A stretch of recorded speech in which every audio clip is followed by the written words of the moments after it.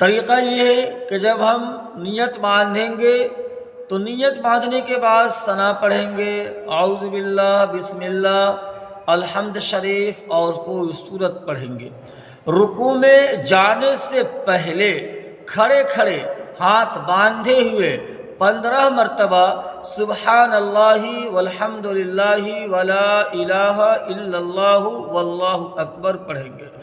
اب ہم رکوع میں جائیں گے، رکوع کی تسبیح پڑھنے کے بعد پھر حالت رکوع میں 10 مرتبہ اسی کلمہ کو پڑھیں گے۔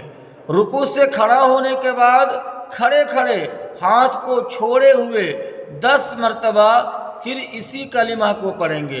اب ہم سجدہ میں جائیں گے تو سجدہ کی تسبیح پڑھنے کے بعد حالت سجدہ ہی میں 10 مرتبہ پھر اسی کلمہ کو پڑھیں گے۔ ہم دونوں سجدوں کے بیچ